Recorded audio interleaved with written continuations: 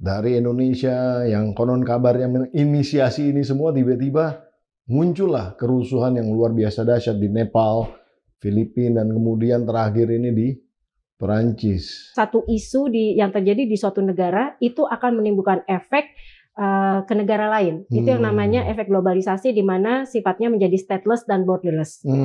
Artinya isu itu lintas batas. Peran media sosial itu menjadi ujung tombak menurut saya. Karena apa? Karena tidak ada batasan dalam media sosial. Siapapun bisa menggunakan media sosial untuk kepentingannya.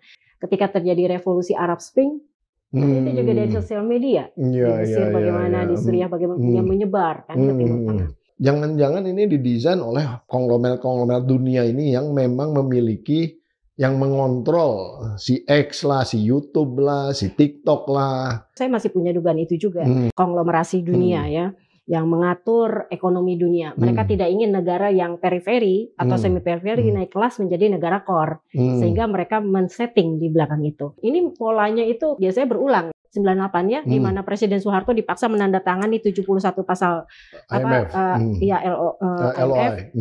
Nah, di situ kan di belakangnya Kamdesu berdiri begini ya. Nah, itu bisa kita lihat gitu bahwa seakan-akan kita tuh tunduk.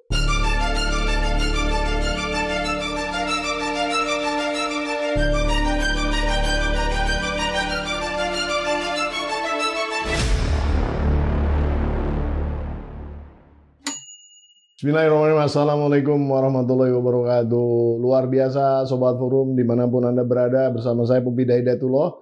Kembali di acara kesayangan kita, yaitu PhD 4K Podcast. Hanya di sini kritis, kreatif, konsisten, dan kocak. Ternyata yang namanya kerusuhan itu ibarat pandemi ya, bisa menyebar kemana-mana. Dan nggak nunggu lama-lama, cepat sekali penyebarannya.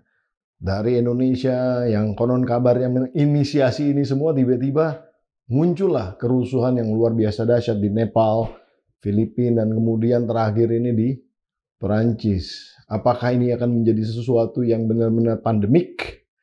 Atau hanya ya memang kasusnya berbeda-beda, tidak terhubung begitu. Nah, untuk menganalisa ini tentunya harus paham tentang bagaimana basis perhelatan internasional itu seperti apa. Di studio sudah ada narasumber yang luar biasa nih. Jarang-jarang saya punya narasumber perempuan nih. Sekarang ini ada seorang perempuan yang luar biasa, Dr. Rahmi Fitrianti nih, luar biasa. Terima kasih sudah hadir di sini, Bu. Kita melihat ya, tiba-tiba di beberapa mancanegara ini kan, bukan beberapa, kalau mancanegara tuh banyak negara kan, udah jadi nggak usah pakai beberapa lagi. Saya harus mengkoreksi bahasa Indonesia saya juga gitu. Ya, tiba-tiba terjadi juga gitu ya, narasi-narasi yang hampir mirip sebetulnya dengan narasi yang terjadi di Indonesia. Di Indonesia didrive oleh basis-basis, katakanlah gerakan yang tidak dipimpin oleh siapapun. Atau istilahnya tuh leaderless ya, leaderless movement gitu kan. Nah, isunya memang isunya satu. Isunya adalah bagaimana rakyat menginginkan basis jalannya pemerintahan, kira-kira seperti itu. Sama juga tuntutan di Nepal hampir mirip seperti itu juga. Dan didrive oleh Gen Z juga gitu, yang mereka berkomunikasi ya menggunakan sosial media juga. Terus geser ke sana ke sini juga mirip-mirip aja tuh ininya, tuntutannya ya. Apakah ini pertama dikarenakan oleh situasi global yang hampir mirip keadaannya, dikarenakan memang kita ini ada di era resesi dunia gitu ya, atau kemudian ini memang kemudian juga dipicu oleh, mohon maaf nih ya, ketidakpeduliannya pemerintah-pemerintah di masing-masing negara ini di dalam konteks menjawab apa yang menjadi tuntutan rakyat. Silakan aja dikasih komen, silakan. Ya, bebas, pokoknya sambil ngomong tenang aja. Ya. Terima kasih Bang Pupida. Kalau menurut saya situasi global saat ini sebenarnya memang kita sudah tidak bisa lagi menafikan adanya pengaruh dari efek globalisasi. Kenapa ini bisa terjadi, tersebar secara cepat seperti api gitu ya, yang disiram minyak, minyak yang ini. Kemudian sehingga apa yang terjadi di suatu negara itu juga akan mudah diikuti oleh negara lain. Meskipun di tiap negara yang saat ini sedang banyak demo yang kemudian menimbulkan kerusuhan massal, itu dalam tanda kutip itu tidak ada leadernya gitu ya, boleh dikatakan leaderless.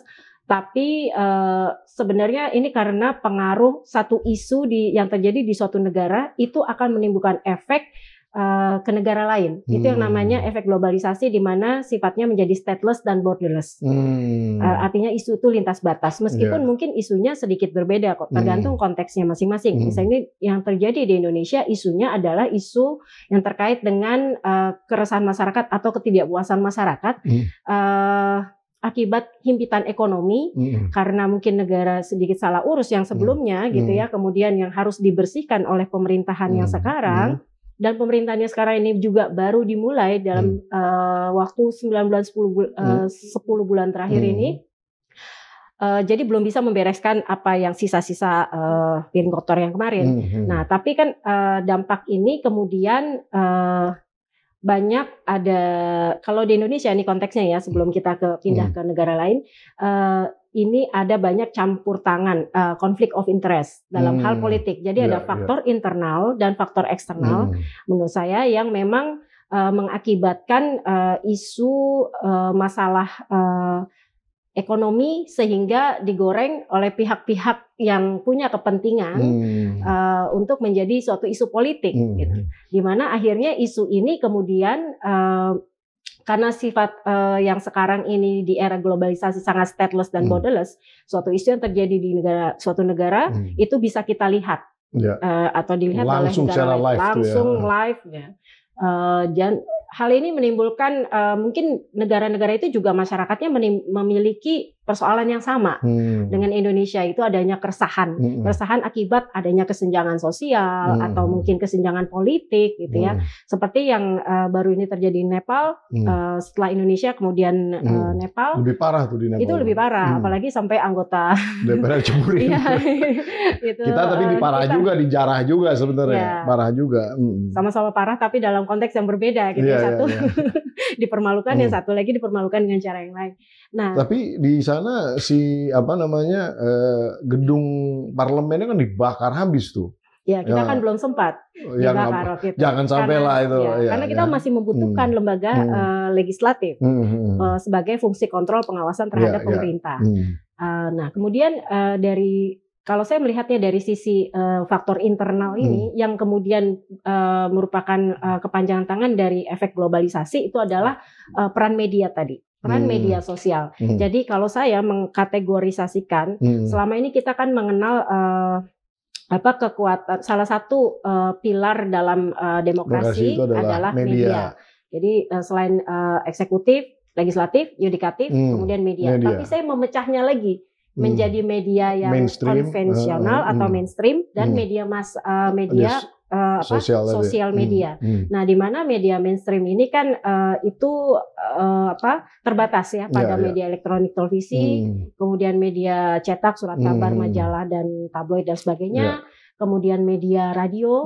Nah, kemudian ada lagi media sosial yang itu kontrolnya itu sangat sulit, dan itu merupakan bagian dari negara demokrasi itu tidak melakukan kontrol terhadap media sosial ini, karena ini adalah bagian dari masyarakat itu sendiri, seperti yang kita kenal mulai dari Facebook, kemudian WhatsApp, X ya, dan sebagainya. YouTube semuanya lah ya. Nah, kita nanti tayang di YouTube juga deh. Iya, dan YouTube juga. Nah, ini peran media sosial ini justru menurut saya menjadi peran kunci sebenarnya di zaman era milenial Gen Z ini. Ya. Jadi peran media sosial itu menjadi ujung tombak menurut saya. Karena apa? Karena tidak ada batasan dalam media sosial. Siapapun bisa menggunakan media sosial untuk kepentingannya. Nah, ini yang seringkali inilah menjadi kesempatan atau celah yang digunakan oleh pihak tertentu yang ingin mengganggu atau menurunkan wibawa pemerintah yang sedang berkuasa, biasanya pihak yang oposit dengan pemerintahnya sekarang berkuasa. Iya. Itu yang saya lihat. Kita menyaksikan adanya seorang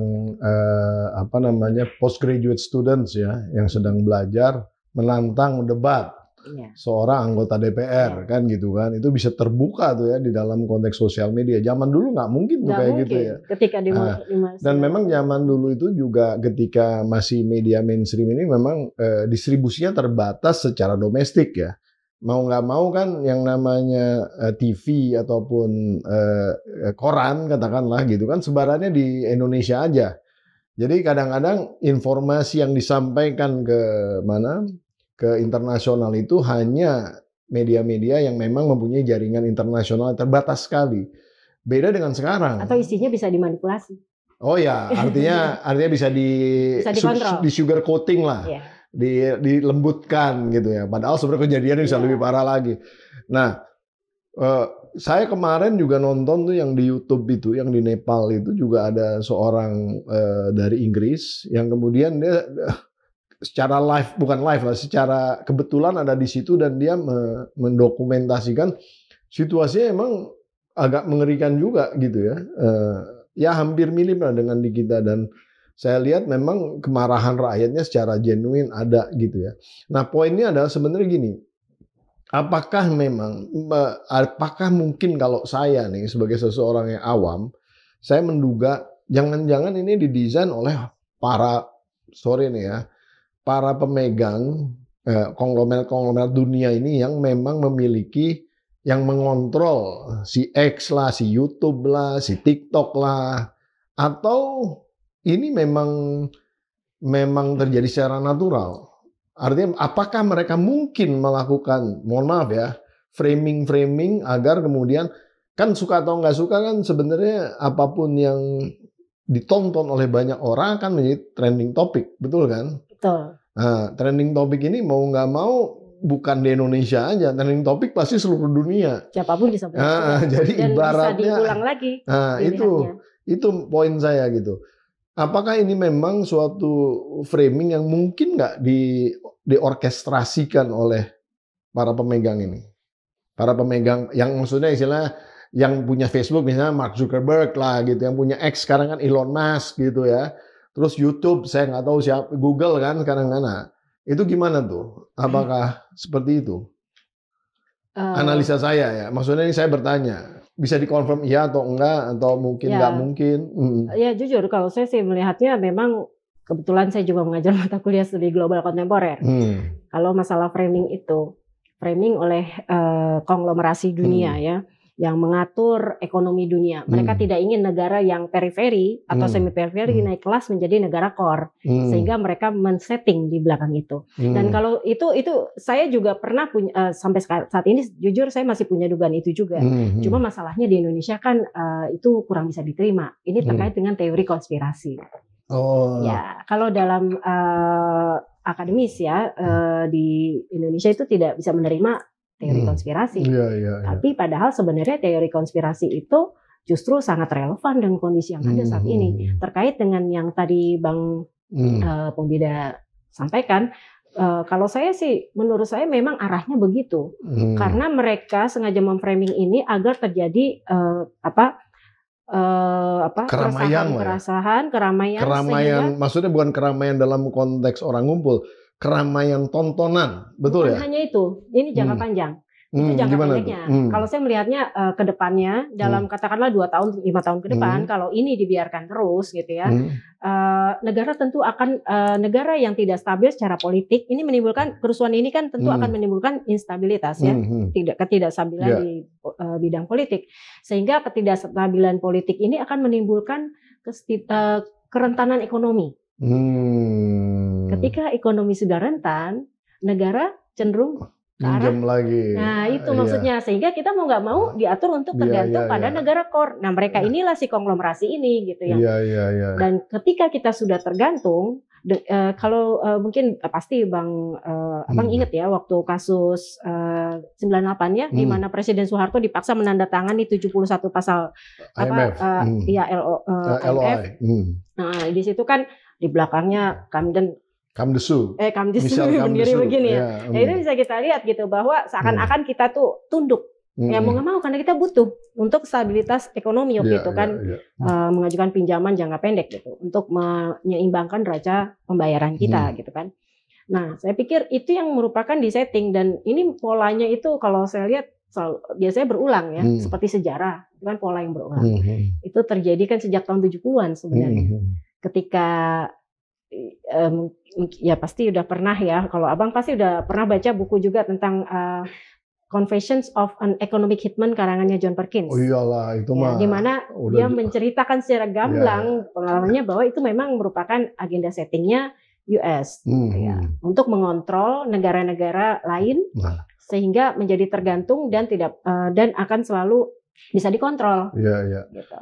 Ketika satu negara itu kolaps secara ekonomi, tentu apapun di dalamnya itu pasti murah. Betul. Ya kan, sumber daya alamnya murah, korporasinya juga murah, bisa di take over dengan sangat murah. Kan kira-kira itu yang kalau kita mau bicara konspirasi lagi nih, jangan-jangan isi konglomerasi juga, udahlah kita hancur leburkan aja gitu kan, kira-kira gitu kan, biar rame. Toh kalau rame juga sosmed gua banyak yang tambah laku gitu kan, tambah banyak nonton, tambah banyak yang istilah memakai kan gitu. Itu jadi suatu nilai tersendiri kan, value-nya naik dia. Secara saham, secara macam-macam valuasi itu pasti naik. Tapi di lain pihak juga ketika terjadi keributan dan kolapsnya satu negara dalam konteks ekonomi terutama, itu pasti apa-apa murah. Mereka dengan gagahnya akan bisa masuk membeli barang-barang kita ya, entah itu korporasi, entah itu aset, entah itu sumber daya alam kita dengan murahnya. Apakah mungkin sejauh itu? Iya, karena mereka itu membuat desain ini memang untuk jangka panjang, nggak untuk setahun 2 tahun, tapi bisa 50 tahun ke depan, 100 tahun ke depan, seperti itu. Tapi tadi Mbak Rahmi ini menjelaskan ke saya bahwa sosmed ini diperlukan dalam konteks demokratisasi. Betul, di satu sisi untuk ada baiknya gitu ya, ada baiknya. Tapi di lain pihak juga kita harus aware ya. Betul, waspada. Bagaimana kemudian kita melakukan semacam defense atau filtering di dalam konteks ini? Apakah kita harus seperti Cina? Cina kan sama sekali sosmed ini nggak boleh. Dia menggunakan sosmednya sendiri gitu ya. Facebooknya sendiri ya. Ya artinya mereka buat aplikasi sendiri ya. Walaupun tetap bisa dipakai kalau pakai VPN dan lain-lain gitu. Konon kabarnya, saya juga belum pernah nyoba dari China. Tapi kalau kita pakai HP kita sendiri China masih bisa. Tapi kalau kita pakai nomor China udah nggak bisa tuh yang lain-lain itu. Nah, pertanyaan saya, apakah kita harus rigid itu di dalam konteks melakukan filtering ini? Kita kan sudah punya Komdigi ya. Tapi judul aja nggak bisa dibendung tuh.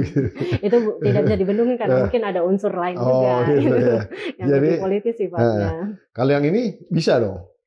Sebenarnya bisa, sangat bisa. Kan kita juga punya undang-undang ITE di IT. Kemudian juga kita punya kalau di pers kita punya undang-undang pokok pers gitu kan. Sebenarnya itu bisa dan itu semua tergantung law enforcement-nya aja. Artinya ketika itu diterapkan pemerintah juga jangan tebang pilih, jangan diskriminatif gitu dan harus dibuktikan jangan sampai orang yang memang dia jadi menyebarkan itu kalau memang menyebarkan pendapatnya saja kan sah-sah saja. Namanya juga kita kan diatur dalam Undang-Undang 45 ya, 1945 Undang-Undang Dasar ya kan pasal 28 tentang kebebasan berpikir. Yaitu jangan diberangus juga. Itu adalah hak rakyat, hak dari bagian dari hak asasi manusia. Nah, tapi kalau itu sudah tendensius sifatnya, baik misalnya Bang hoax yang menyebarkan berita hoax atau fitnah ya katakan begitu misalnya. Ya itu bisa dijerat oleh pasal pidana KUHP gitu kan. Ya sebenarnya sih sesimpel itu aja menurut saya, tapi jangan tebang pilih gitu. Kalau memang saya tahu ya paham memang sulitnya ketika banyak orang yang menyebarkan berita-berita hoax gitu ya, apalagi kan biasanya ini menjelang pemilu ya terkait dengan black campaign gitu ya. Sebenarnya sih filternya itu adalah di edukasi, sosialisasi. Pemerintah, menurut saya, pihak Komdigi itu perlu mensosialisasikan bagaimana bermedia sosial yang baik dan benar, menyampaikan berita yang baik. Artinya nggak pernah kelihatan tuh ya? Belum, dan mungkin juga belum terpikir sama mereka ya, saya nggak tahu juga. Tapi menterinya teman saya, nanti saya kasih tahu deh tuh. Karena ini perlu, menurut saya, ini untuk membendung hal-hal yang sifatnya negatif dari efek atau dampak kemajuan teknologi di bidang media sosial. Artinya pemerintah Ya cukuplah edukasi, mulai dari gurunya, tolong sampaikan ya di kelasnya, mulai dari TK, SD sampai universitas gitu ya. Mohon disampaikan atau perlu dibikin mungkin apa ini, tulisan-tulisan yang ditempel-tempel di dinding sekolah gitu. Semacam apa, etika gitu ya, semacam etika bermedia sosial gitu. Ya. Kalau kita dulu kan apa namanya, ketertiban untuk masuk kelas harus baju begini ya, harus rapi nah, gitu ini kan. dikasih juga tentang dikasih bermedia juga. sosial. Ya. Saya pikir itu perlu. Nah, Komdiji itu udah meluncurkan satu gerakan di mana anak di bawah umur itu tidak boleh bersosial media. Harusnya begitu. Nah, itu memang udah jalan. Nah, cuman kan sebenarnya di bawah umur nih susah. Apalagi kalau udah biasa. Emang umur 17 tahun udah agak cukup dewasa di dalam konteks bersosial media, belum tentu juga gitu. Tentu, ya. Itu maksudnya. Mungkin jangan dibatasin umur kalau menurut saya, tapi lebih ke arah tadi edukasinya itu ya, bagaimana lebih baiknya. Nah, terus kemudian di dalam konteks ini kan kayak copycat ya. Apa yang dilakukan di satu negara kayak ada copycat di negara lain. Ini kan hampir mirip juga kalau kita misalnya, mohon maaf nih, yang tarian aura ya, yang terkenal loh di Indonesia kan tiba-tiba kan semua jadi nyebar ke seluruh dunia. Jangannya mau tarian aura aja, tapi juga cara berdemo itu semuanya jadi ngikutin ala Indonesia gitu. Nah, copycat ini di dalam konteks sosial media ini kayaknya gampang banget ditularkan ya. Gimana menurut analisa Anda? Saya pikir copycat ya kita bisa lihat misalnya untuk masalah copycat tadi ya di sosial media. Ketika terjadi revolusi Arab Spring, itu juga dari sosial media. Di Mesir bagaimana, di Suriah bagaimana menyebar kan ke Timur Tengah. Nah itu juga yang terjadi, saya pikir ya ketika terjadi di Indonesia sehingga juga ditiru oleh negara lain. Sebenarnya sih intinya bagaimana pemerintah dalam hal ini, pemerintah masing-masing negara ini ya bisa merespon upaya-upaya untuk terjadinya kerusuhan. Sebenarnya kan intinya kerusuhan itu kan adanya ketidakpuasan. Artinya mereka sebenarnya menurut saya justru menjadi momentum penting bagi pemerintah Indonesia termasuk ya, kemudian negara-negara lainnya mengcopycat kita itu dengan cara kerusuhan, demonstrasi yang berakhir pada kerusuhan.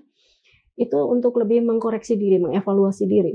Itu menurut saya justru kalau melihatnya dari sisi yang positif, pemerintah melihat dari sisi positif. Jadi bukan hanya negatifnya, wah ini bahaya ini, wah ini harus enggak, tapi kita pemerintah saya pikir dan itu sudah dilakukan juga ya oleh Pak Presiden Prabowo. Kalau saya melihatnya ini sebagai bentuk evaluasi dan kritik yang konstruktif dari masyarakat ke pemerintah.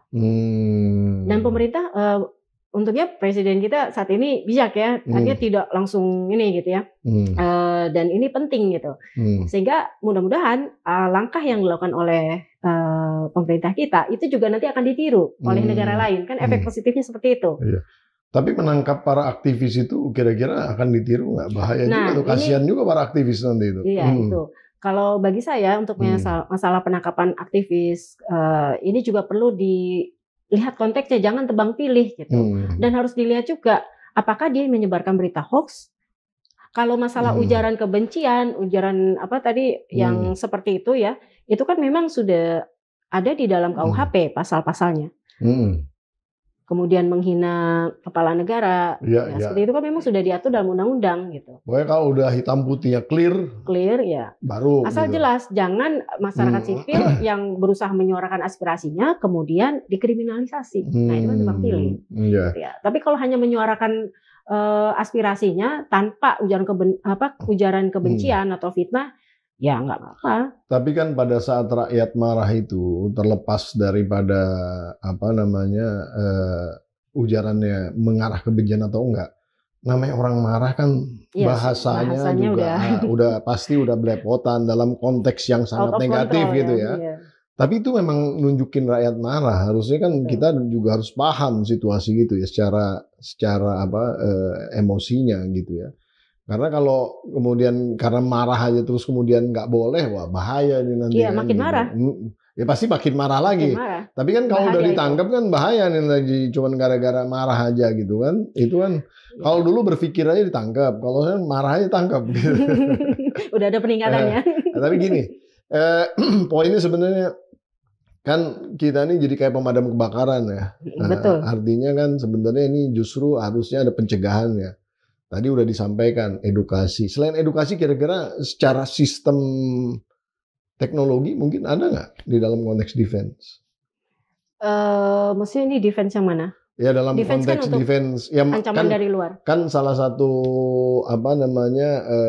tujuan kita bernegara ini menciptakan stabilitas nasional yang sehat dan dinamis tentunya kan. Nah kalau begini terus kan pasti nggak akan sehat dan dinamis, nggak akan stabil dan nggak sehat dan pasti dinamis. Tapi gimana? Ada nggak cara lain gitu? Cara lain sebenarnya will-nya pemerintah. Lebih mendengarkan aspirasi lebih empatikal gitu ya. Ya, lebih empati, kemudian mendengarkan aspirasi masyarakat. Ya memang sebagian sudah dilaksanakan ya kemarin oleh Pak Prabowo. Kemudian cukup dengan Pak Prabowo aja. Kan sebagai presiden pemilik otoritas tertinggi. Bukan, maksudnya apakah perlu diejawantahkan ke bawah? Maksudnya dalam konteks ini ya termasuk menterinya, kepala daerah. Artinya dari Pak Prabowo itu kan menyampaikan ke menteri-menterinya. Artinya sebagai pemegang otoritas tentu akan disampaikan kepada para menterinya. Jadi bukan hanya Pak Prabowo sebenarnya, beliau kan hanya sebagai maksudnya pemberi arahan gitu kepada bawahannya. Justru itu semua harus bisa mengakomodasi agar supremasi sipil ini tetap terjaga gitu. Dan menurut saya yang pertama itu adalah mencari akar masalahnya. Jadi nggak langsung ditangani langsung, tapi mencari akar masalah. Bahkan kalau perlu pemerintah itu punya, memang sudah saya tahu ya dari BSSN atau dari mana itu sudah ada sih sebenarnya. Tapi saya nggak tahu kenapa ini mungkin belum optimal kali ya, karena ini kan mendadak semuanya kan. Artinya sudah punya sistem semacam early warning system ya. Jadi sebelum itu terjadi sudah bisa diantisipasi. Ya sebetulnya dengan big data analytics ya itu sebenarnya kan apa yang dibicarakan di ranah sosmed itu mudah sekali diantisipasi. Artinya bukan dalam konteks yang istilah mengintervensi ya, tapi kan bisa di counter dengan isu lagi atau bagaimana gitu. Nggak mesti secara fisikal aparat turun ke bawah, nggak mesti juga gitu. Itu mungkin lebih efisien ya. Iya, dan saya juga melihatnya begini, jangan sampai suatu isu itu terjadi, kemudian ada isu, ada suatu isu yang berkembang di masyarakat, katakanlah masalah korupsi ya, korupsi. Nah kemudian ketika isu korupsi ini merebak, kemudian penaikan pajak dan segala macam, sehingga masyarakat makin merasa terzolimi, akhirnya kan menimbulkan kerusuhan. Nah ketika kerusuhan ini terjadi, kemudian ada upaya lagi, ada pihak-pihak lain yang punya kepentingan konflik-konflik of interest ini untuk mengail di air keruh. Dengan mengalihkan, membuat isu baru. Seperti kemarin itu kan yang isu masalah darurat militer itu kan hanya isu sebenarnya kan dibikin, dibuat-buat gitu ya. Sehingga ini isu yang di awal terlupakan. Nah, saya pikir early warning systemnya dalam hal bukan masalah tindakan yang terkait dengan kerusuhan itu sendiri, tapi justru tindakan dari sisi pencegahan yang berasal dari akar permasalahan. Apa sih akar permasalahannya sebenarnya? Ini masalahnya antara ada gap kesejahteraan, intinya di situ, kesenjangan sosial, ketidakadilan anggaran fiskal, gitu kan?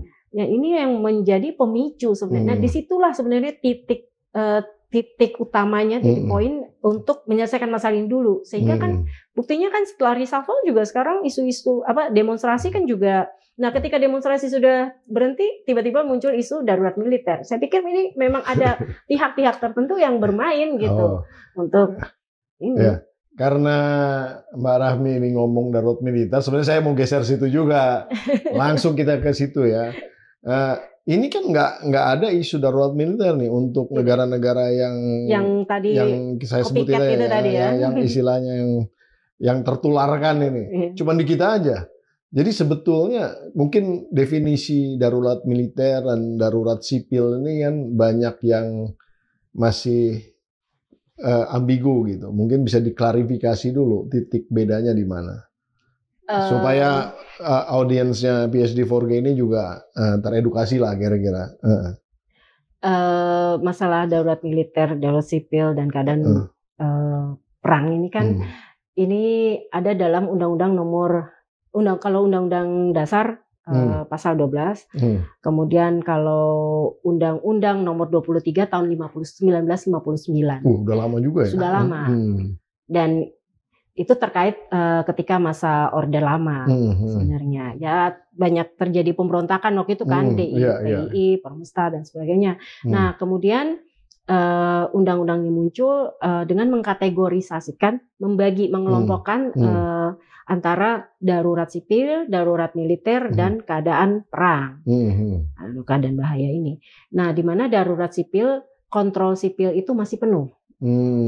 Jadi pemerintah memberikan batasan kepada warga sipil. Dan ini biasanya kita juga kemarin sebenarnya udah mengalami itu ketika masa pandemi, itu namanya darurat sipil sebenarnya. Ya, karena adanya kan, WFH, adanya WFH, apa namanya itu dulu? Pembatasan PSBB. Kemudian ya batasan jam malam seperti itu. Nah, itu untuk mengendalikan keadaan, tapi tetap sepenuhnya dilakukan didominasi kontrol sepenuhnya tuh oleh sipil.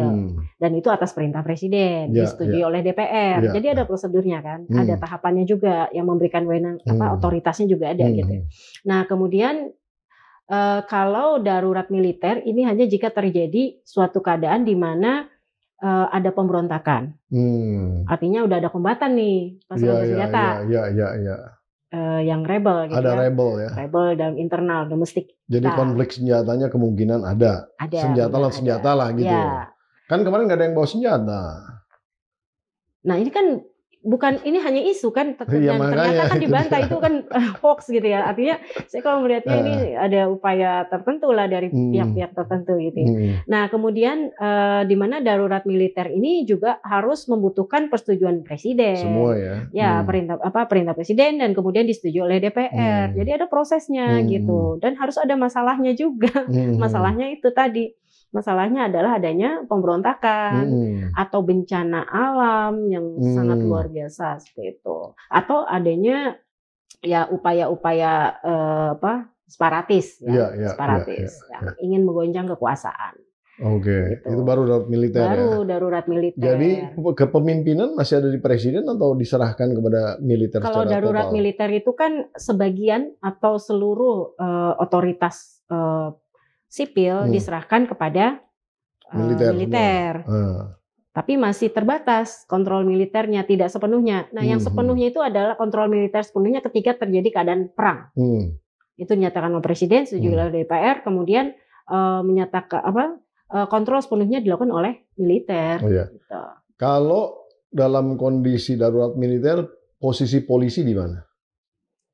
Posisi polisi bersama dengan militer. Bersama dengan militer atau di bawahnya? Kolaborasi. Atau di bawah kendali militer? Iya, di bawah. Karena kan dia sipil. Di bawah ya? Untuk keamanan. Jadi maksudnya dia di bawah kendali militer ya? Okay. Kalau sudah darurat Saya mau klarifikasi itu kan. Iya, apakah itu situasi itu memang diinginkan oleh, mohon maaf nih, tentara kita? Tidak. Tidak ya? Saya melihatnya tidak. Tidak ya? Sama sekali tidak. Dan itu sudah dibantah dengan tegas. Okay. Dan saya yakin sekali Presiden Prabowo itu sangat paham masalah ini, sehingga dia juga tidak ingin Indonesia tercoreng demokrasi dan hak asasi manusia kita. Ya, Presiden Prabowo saya pikir sudah cukup bagus ya dalam menangani ini. Artinya tidak menginginkan sama sekali adanya darurat militer kecuali perang gitu kan dengan negara lain. Gitu. Nah, ada seorang tokoh sosial media juga yang teman kita juga pakai inisialnya FI gitu. Terus kemudian dari pihak tentara itu kemudian kayaknya ingin menuntut yang bersangkutan di dalam konteks isu ini. Sebenarnya itu gimana sih? Kan kalau dalam hukum kita kan yang penting, tadi yang untuk darurat militer atau ini, itu sebenarnya militer perannya tetap harus berdasarkan konstitusi. Oh iya, iya. Nah dalam hal ini yang terkait dengan kasus yang barusan Abang sebut itu, menurut saya itu referensinya atau dasar landasan hukumnya itu harus merujuk pada KUHP. Apakah betul? Dan meskipun TNI melaporkan, dia juga bisa mempunyai hak jawab, seperti yang dilakukan oleh TNI kan, oleh Kemhan, maksudnya Kemhan ketika diisukan hoax itu ya, bahwa akan mengadakan darurat militer, kemudian melaporkan pada Dewan Pers, media yang bersangkutan. Yang mengquote itu ya. Jadi hak jawab aja Hak sebetulnya. jawab aja. Nggak perlu ada kriminalisasi Nggak perlu atau ada kriminalisasi. proses hukum lebih lanjut begitu ya. Iya, karena di dalam keotika, di dalam situasi yang chaos, yang nggak jelas gitu, orang cenderung marah dan ngomongnya juga kadang-kadang kemana-mana gitu kan. Kalau itu banyak dong se-Indonesia sebenarnya. Makanya itu dia. Makanya kan tadi saya bilang jangan tebang pilih gitu. Artinya kalau ada yang pendemo-pendemo itu yang kesorot terus kemudian ketangkap rekaman HP bisa kena semua tuh ya kalau kayak gitu ya pada akhirnya. Nah, poinnya sekarang kalau menurut saya kembali ke pertanyaan saya di awal, kalau misalnya ke depan ini di dalam konteks sosial media ini kan sebenarnya hanya sebagai satu saluran ya, channel. Padahal kan sebenarnya esensinya tuh kondisi di bawah. Betul, grassroots. Jadi kalau kemudian basis pemerintahnya sadar, mengerti bahwa kondisi di bawah itu kerasannya kayak gimana, ini pasti harusnya ngerespon terhadap isu-isu itu. Suka atau tidak suka, apa yang menjadi tuntutan 17+8 itu sesuatu yang realistis sekali sebetulnya. Jadi kalau kemudian ada yang menafikan bahwa ini cuma pendapat sedikit orang, tapi enggak, itu kita bisa rasakan sekali gitu ya. Setuju ya kalau itu ya? Setuju sekali. Artinya kan lebih baik pemerintah fokus di dalam konteks menjawab tuntutan rakyat itu ya, kira-kira seperti itu ya. Ya, dan mohon maaf ya, menurut saya pemerintahan kita sedang berusaha untuk melakukan riset fiskal ya kan? Di bidang ekonomi untuk memperbaiki kondisi ekonomi yang ada dan menjawab kerusuhan masalah ini. Maaf ke siapa emang? Kok tadi mohon maaf, minta maaf ke siapa? Saya mau minta maaf karena saya sebagai... Nggak apa-apa kalau mengkritisi ya, nggak apa-apa. Ya, karena mungkin ini akan sedikit membuat pihak-pihak tertentu mungkin kesenggol juga gitu kan. Jadi buat bagi saya kita pemerintah yang sekarang ini saat ini Pak Prabowo dan jajarannya serta ini sedang berusaha mengevaluasi diri. Nah itu bagus menurut saya, dengan adanya kerusuhan kan akhirnya pemerintah mengkoreksi diri kan menjadi lebih baik gitu ya, menjadi dalam mencapai tujuan kepentingan nasional kita. Nah dengan salah satunya dengan digantinya Menteri Keuangan. Cuma masalahnya kalau yang saya lihat dalam hal ini pemerintah kita mungkin juga bisa untuk mencapai tujuan ya. Karena kan kadang ini sudah ideal nih program-programnya, tapi kenapa kok nggak tercapai gitu kan? Berarti kan ada yang salah di sini, ada gap gitu ya. Nah menurut saya untuk bisa mencapai itu mungkin perlu juga agar bisa smooth sampai ke masyarakat, perlu memiliki kemampuan public speaking yang bagus, memiliki tim ahli komunikasi yang keren. Iya. Kan karena ada PCO tuh. Iya, tapi kan berarti belum keren dong PCO. Cara penyampaiannya gitu, supaya bisa lebih mudah diterima oleh masyarakat gitu ya. Ketika masyarakat sedang marah, demo atau apa kan tentu ingin tuntutannya didengar gitu kan. Kalau saya lihat misalnya contohnya seperti ini yang sering saya lihat di konten-konten di medsos, Gubernur Maluku Utara. Beliau menyampaikan kepada para demonstran dengan suara yang lembut. Iya. Artinya demonstran yang marah-marah itu ya ditenangkan dengan air lah ya. Ya, nggak ditenang nggak perlu dipakai peluru atau apa, tapi atau gas air mata, tapi cukup dengan kata-kata yang lembut gitu. Perempuan sih enak. Perempuan, ya, dan artinya ya kita tidak melihat ya gubernurnya atau perempuannya, tapi public speakingnya bagus. Bagus. Artinya saya pikir ini paling tidak minimal di retret kemarin itu para menteri dan pejabat negara perlu diberikan workshop tentang public speaking. Jadi jangan asal ngomong gitu. Dan kalau udah slip tongue itu udah susah karena dia kan punya otoritas. Jadi itu akan menimbulkan gejolak. Padahal sebenarnya maksudnya bercanda gitu. Ya artinya itu penting banget. Kalau perlu ditatar lagi semua menteri untuk melakukan public speaking yang bagus gitu. Sehingga bisa menyampaikan apa programnya dengan baik sehingga bisa diterima oleh masyarakat. Gitu. DPR perlu? Oh, perlu banget itu.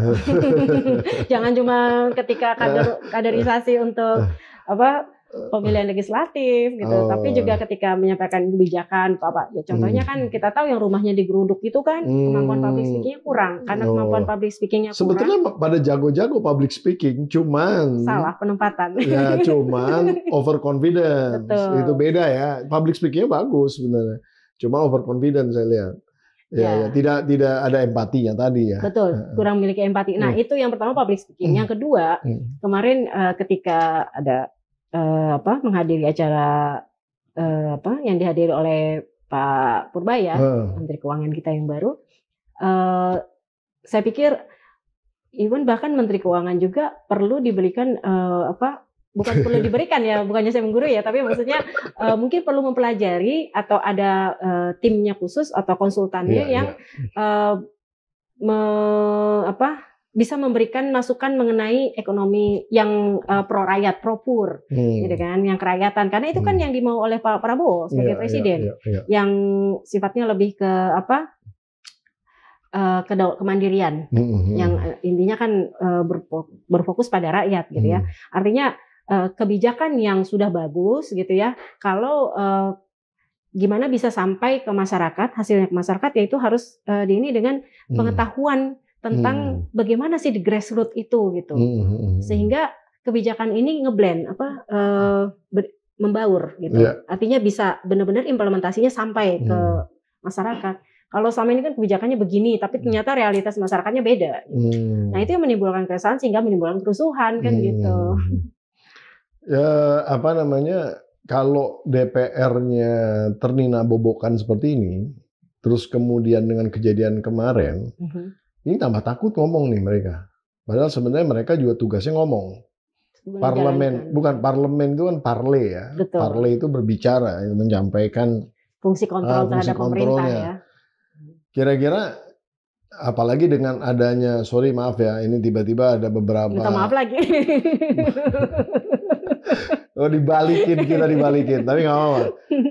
Kita harus banyak meminta maaf karena kita banyak salah juga kan. Manusia tempatnya salah. Jadi maksud saya gini, ini kan DPR ini di dalam konteks sekarang ini justru mungkin banyak dalam tanda petik gitu terberangus dengan kondisi yang terjadi kemarin.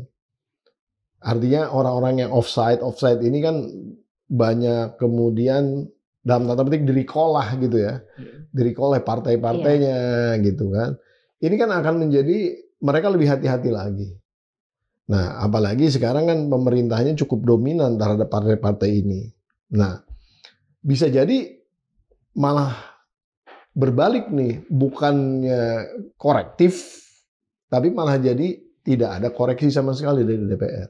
Di dalam konteks hubungan antara legislatif dengan eksekutif ya. Itu maksudnya. Ini kan berbahaya juga untuk demokrasi gitu maksudnya. Sipilnya menjadi lemah nantinya gitu ya. Tapi di lain pihak sipilnya akan lebih kencang. Bukan kebalik, sipilnya lemah, malah lebih kencang dengan sosial media dan lain-lain. Ini kan memposisikan jadi antara pemerintah langsung dengan rakyat. Ya maksudnya DPR yang ini kan sipil kan? Oh iya.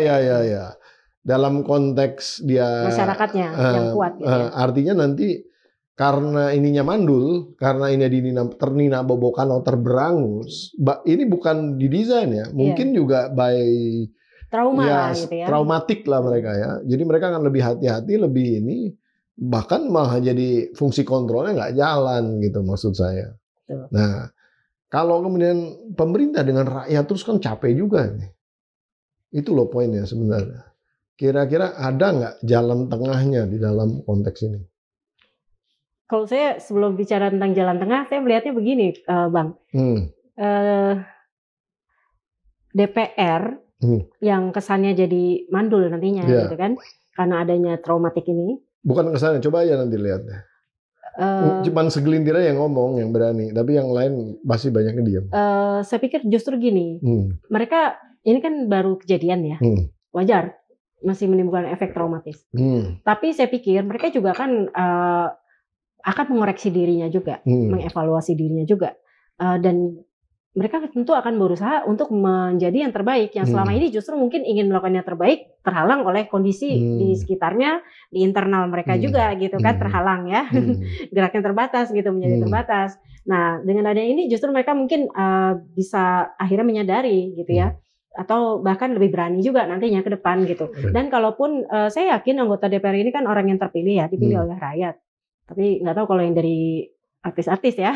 Tapi yang saya tahu kalau memang dari awal para aktivis yang kemudian menjadi anggota-anggota DPR, mereka kan punya sikap tentunya kan. Mereka juga punya keberanian. Nggak mungkin mereka takut. Oke, sekarang baru 1-2 yang muncul berani bicara di masyarakat.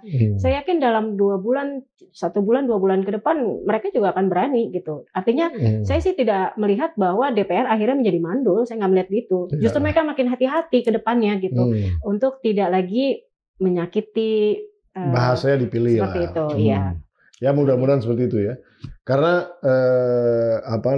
kalau saya lihat, karena fungsi DPR itu pasti harus ada sebagai kontrol. Kalau enggak, trias politika kan. Ya ngapain rakyat langsung berhadapan dengan pemerintah langsung kan, gitu kan? Terus nanti kan bahaya kalau tidak ada fungsi kontrol DPR. Jadi DPR itu hanya untuk ngetok anggaran sama untuk ngetok undang-undang aja. Padahal sebenarnya justru mereka yang harus bisa menyerap aspirasi dan menyuarakannya di dalam konteks hubungannya dengan pemerintah. Kan gitu sebenarnya. Nah, artis juga jangan direndahkan lah. Kan ada yang itu ngusulin itu tuh undang-undang anti flexing. Coba kita juga bingung tuh definisi flexing apa ya.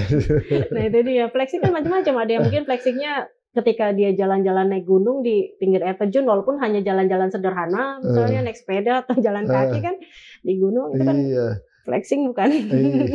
Maksudnya gini, kalau kita foto di mobil mewah, dekat mobil pada bukan punya kita, emang flexing nggak? Makanya atau liburan gitu. Kalau diwawancara di rumah kita memang agak mewah dikit gitu, flexing nggak?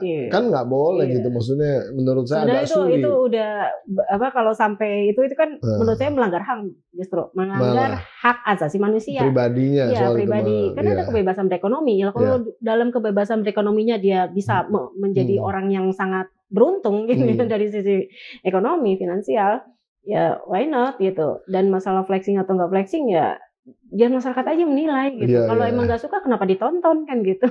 Ya memang kalau kita overdoing it gitu ya, artinya memperlihatkan secara berlebihan itu nggak boleh lah. Tapi malah kalau justru bagus menurut saya. Supaya kalau ketahuan. dia misalnya pejabat, wah ini bapaknya pejabat ya. Ketahuan dong. Ya. Benar juga ya sebenarnya. Mempermudah tugas ini kan Dirjen Pajak. Dibebasin aja tuh ya sebenarnya kalau kayak gitu ya, nggak usah ada pelarangan dan lain-lain. Oke. Nah, kembali ke urusan sosial media lagi ya. Ada juga saran-saran dari DPR juga nih bahwa satu orang itu satu akun sosial media. Itu gimana tuh kira-kira? Ya baiknya sih begitu, karena justru itu yang sering menimbulkan keresahan masyarakat kan, jadi buzzer-buzzer itu.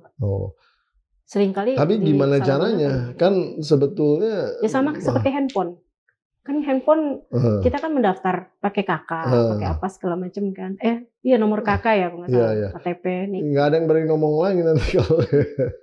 Enggak, maksudnya ya nggak masalah juga sih. Maksudnya maksud saya gini, di dalam konteks kita sebagai masyarakat, alter ego itu tercipta dengan sendirinya, ya. Zaman dulu wartawan itu ketika dia ingin tidak ketahuan sama para kolonialis, itu mereka pakai nama samaran kan? Iya, zaman dulu. Sebenarnya perempuan juga jadi biar dimuat tulisannya jadi laki-laki. Itu kan, makanya maksud saya itu sebenarnya bukan di dalam dunia sosmed saja, tapi anonymous identity itu ada. Sudah ada dari zaman dulu. Jangan salah, Batman aja kan punya dual identity gitu kan misalnya. Tapi yang paling penting itu sebenarnya justru kalau menurut saya bukan di dalam konteks punya akunnya, tapi di dalam konteks bagaimana. Kalau memang dia udah tendensius, harusnya ada intervensi lah yang bisa gitu ya. Apalagi yang dia memang misal followernya banyak dan lain-lain, walaupun dia memang anonymous gitu ya. Tapi kalau memang dia orang yang secara fisikal ada gitu ya, dan memang dia berpengaruh, ya itu harus diberi ruang kebebasan juga di dalam konteks berbicara sebenarnya. Iya, justru itu sebagai ya itu tadi kalau ingin melihat dari sisi keamanan politik ya, karena kan seringkali dijadikan sebagai alat instrumen oleh ketika kampanye atau apa black campaign, makanya banyak akun-akun palsu gitu kan, atau akun palsu yang digunakan misalnya untuk kejahatan cyber kayak gitu kan. Menurut saya yang itu yang perlu. Itu Fufu Fafa juga akun palsu ya, bukan? Nah, iya. Nah itu menurut saya mulainya jangan tebang pilih, mulainya dari besar dulu gitu, jangan yang kecil-kecil yang ditangkepin gitu. Nah tapi dari sisi apa tadi yang terkait dengan kebebasan berekspresi, kebebasan berpikir, ya itu jangan dibatasi. Malah menurut saya justru kalau orang tampil non anonimus, misalnya dia benar-benar dengan pribadinya, harusnya itu diapresiasi gitu kan, karena bagaimanapun juga dia mau tampil di dalam konteks dirinya kan, bukan anonimus. Walaupun ini akun anonimus ini sekarang yang mengerikan tuh dengan menggunakan half truth atau post truth ya, menggunakan AI dan lain-lain, menarasikan kejadian-kejadian dengan framing-framing yang agak apalagi yang short itu misleading sekali itu. Nah justru itu yang harus dirapiin kalau menurut saya. Itu menurut saya yang itu. Karena itu berbahaya untuk penipuan segala macam ya, termasuk juga upaya-upaya provokasi atau apa. Nah itu memang harus dibatasi kalau yang itu. Tapi kalau yang ya sekedar untuk edukasi atau memberitahu masyarakat, ada kejadian ini, itu menurut saya sih nggak masalah. Atau dia menceritakan isi pemikirannya gitu, itu nggak masalah. Tapi kalau sudah membahayakan keselamatan negara, karena intinya adalah kepentingan nasional, nah itu baru gitu. Ya. Kalau kemudian kita membangun sosmed sendiri, terus kemudian ini sosmed yang dalam tanda petik lebih terfilter lah, itu gimana idenya? Kita bikin sosmed tapi difilter oleh peraturan perundang-undangan atau hukum yang berlaku misalnya, kita dibatasi. Nggak perlu pemerintah lah yang memfilter, tapi badan independen lah. Dari masyarakat sipil juga orang-orangnya gitu misalnya, gimana? Yang memfilter sendiri? Dengan basis etika dan aturan yang ada. Maksudnya masyarakat yang membatasi sendiri? Bukan, maksudnya ada lembaga yang kemudian lembaga independen yang terdiri dari masyarakat sipil yang dipilih oleh masyarakat kalau perlu gitu. Bisa juga. Bagus juga kan? Bagus juga, gitu, misalnya mulai dari yang grassroots di Karang Taruna gitu. Ibu-ibu PKK ngajarin anak-anaknya gitu kan. Kadang-kadang kita tuh lebih efektif untuk melakukan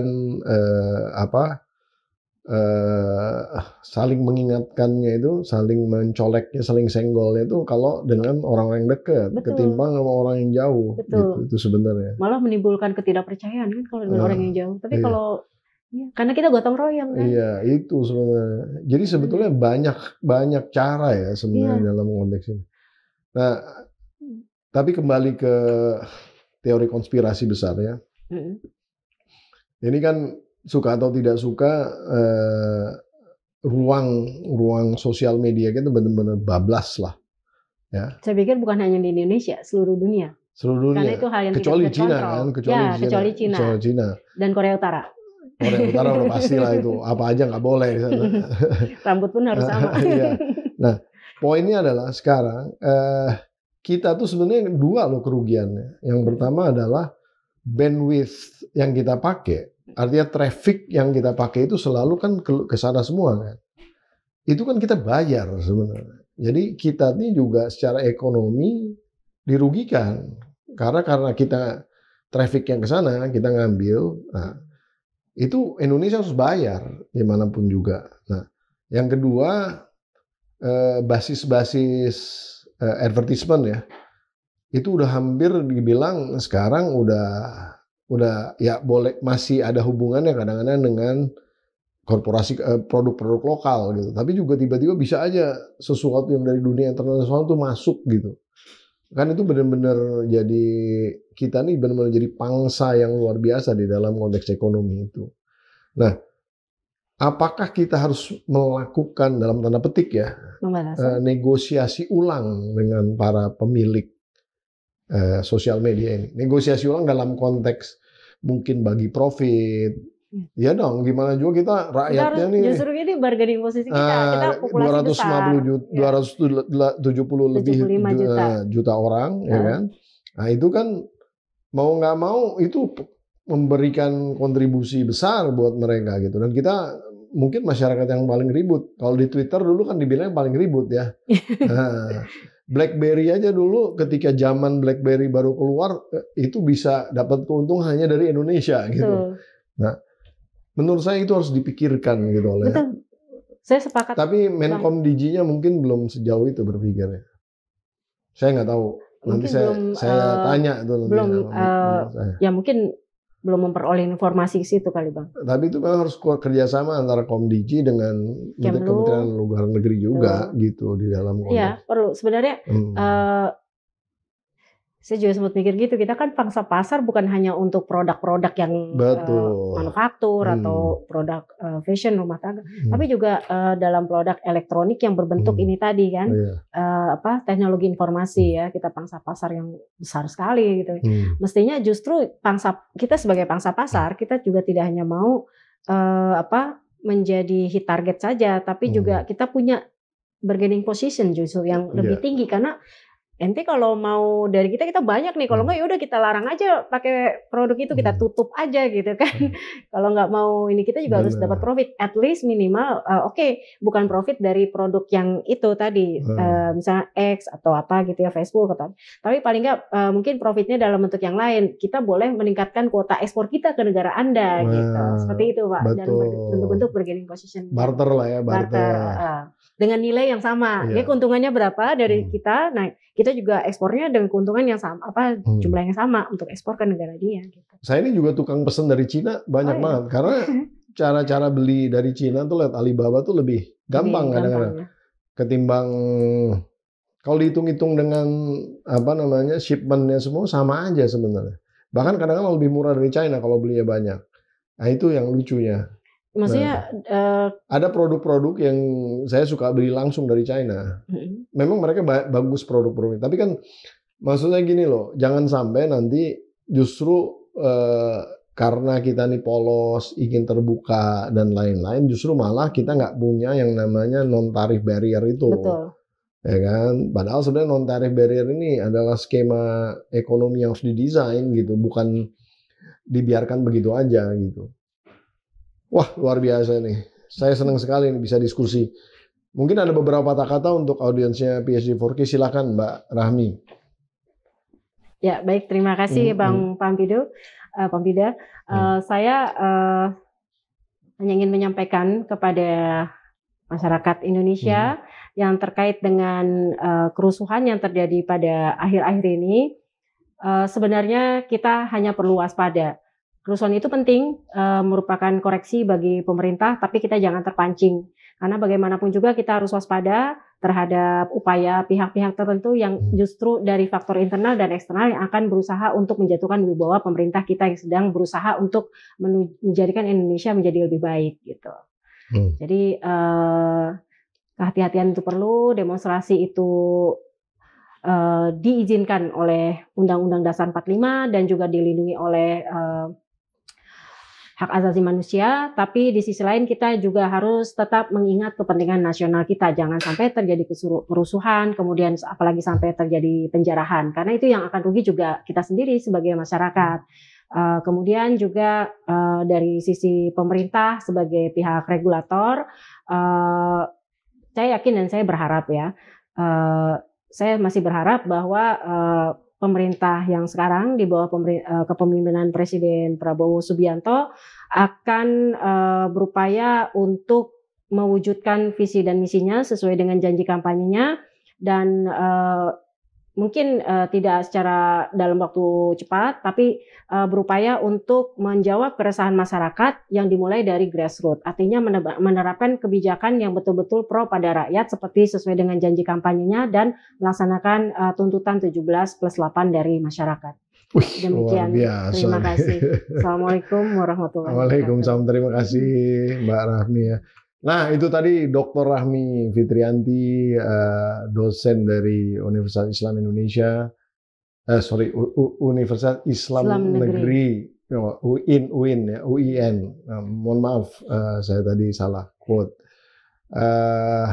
Dosen FISIP yang memang sudah tajam sekali di dalam konteks melihat bagaimana korelasi di dalam konteks basis sosio emosionalnya masyarakat kita yang kemudian marah diakibatkan terjadinya satu kesenjangan yang memang sudah menjadi isu yang sebetulnya bukan terjadi pada tahun ini saja, tapi sudah terpendam dari tahun-tahun sebelumnya, yang kemudian ya meledaklah menjadi satu kerusuhan yang kita saksikan di minggu-minggu terakhir kemarin itu.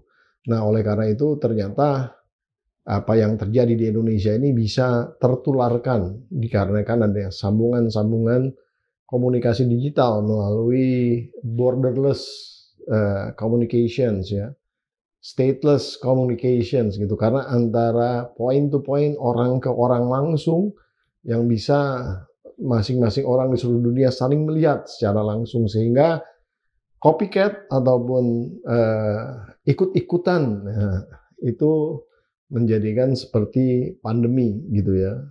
Bagaimanapun juga gelagat seperti ini harus kita waspadai secara cermat, karena di dalam konteks ke depan yang namanya mencegah tentu bagaimanapun juga akan lebih baik daripada mengobati.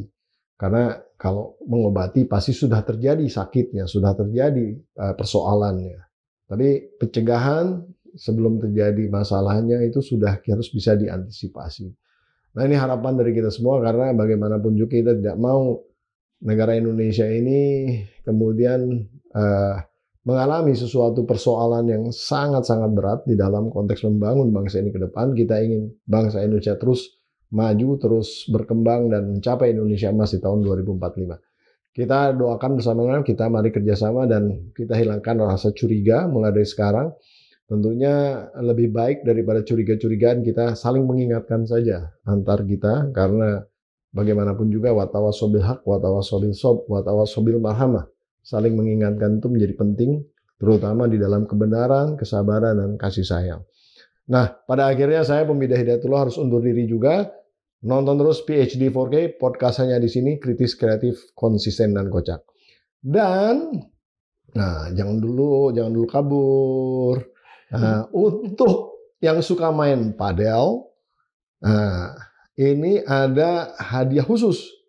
Ya, hadiah khususnya adalah bola dengan lambang ataupun logonya PhD 4K ya, untuk bola padelnya. Jadi silahkan nanti kalau yang tertarik untuk mendapatkan ini, silahkan kasih komen.